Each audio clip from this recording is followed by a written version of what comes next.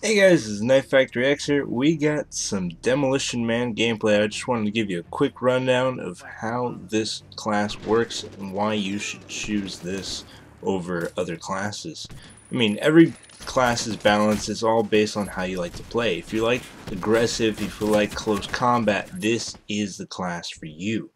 You know, you get a bunch of PDW, so your range is very limited, especially since you don't have grenades. All you have is one satchel charge, but it's just so great at close quarters. I mean, you dominate.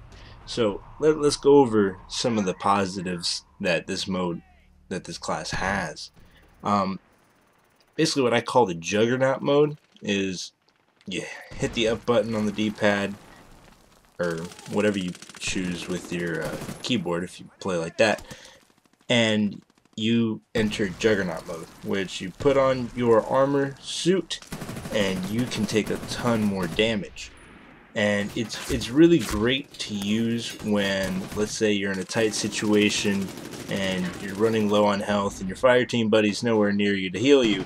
You can just snap this on and just let's go, and you just charge forward instead of running back, and it's very, very useful in that sense, and that's the best way to utilize this tool. Um, it balances out with the other classes because it's very, very slow, so you move like a tank with no turbo, and but you can take a ton more damage.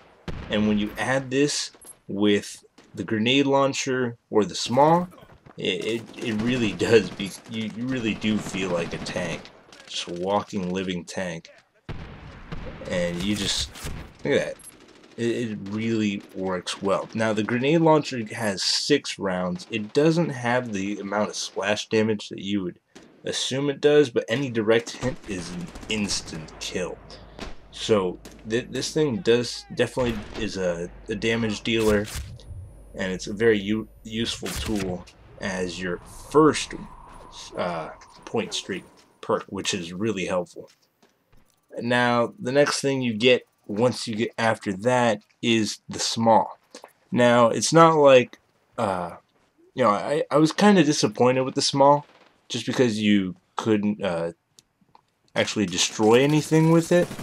That was the sad part, but I was thoroughly impressed with the splash damage that it deals on infantry, which is absolutely great, and that's what it's meant to do in real life. So it definitely does a lot of damage. You get 2 rounds to blast the hell out of your enemies.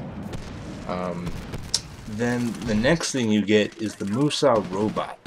Now this is not just an EOD bot. This has a machine gun, alright, and it takes a ton of damage. It's like a little mini tank. I mean, when it says demolition, it doesn't mean engineer, it doesn't mean repairman, it means demolitions.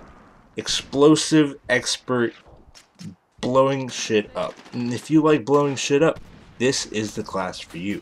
That's why I thoroughly enjoyed playing with this class. It's very aggressive, but remember, very low range. So your weapons aren't going to do much damage from medium to long range. So if you're playing in a bigger map, you're going to do a lot worse until you get weapon streak perks. So those are only options for long range capabilities is the grenade launcher and the small, or the Musa robot if you get as far as that. But you'll see later that combined with the Juggernaut mode, it certainly packs a punch, and it leaves your enemies wasted. So it's definitely something you want to try out compared to the other classes. You don't get some fancy assault rifles, you get a lot of submachine guns, but if that's the way you like to play, this is the class for you. So let's go over a few things when it comes to the class system and how you want to utilize it in your gameplay, and depending on the map that you choose. Now, if you feel like sniper is more essential for this map, which I feel it is compared to Demolitions for this map, then go ahead and do Sniper. Don't feel like you are less of a teammate because you are choosing Sniper, because it has other options for you in terms of team play. And as long as you stick with your fire team buddy, which I found a lot of the Sniper classes don't usually do, they just try to stick, you know, back and try to snipe, but sticking with your fire team buddy is absolutely vital for not only for you but your fire team buddy, because he needs to revive off of you.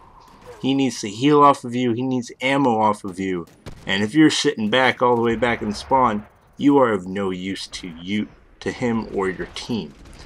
So just remember that when you want to play other classes, that just always stick with your fire team buddy and make sure that you spawn off him, you heal him, you revive off of him, because he needs you, you need him.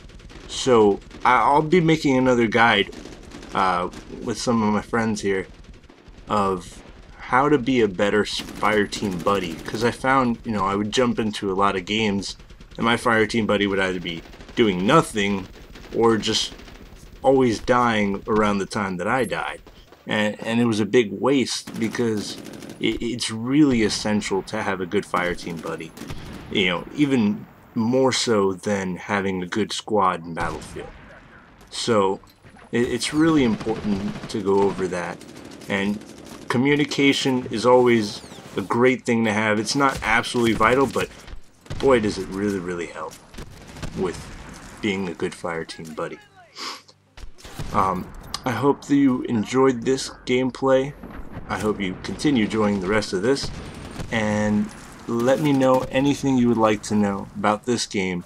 I can answer your questions, and I will be making more videos of all the other classes and guides, tips, tricks, anything you like to know. Let me know. Have a good one, guys. Peace.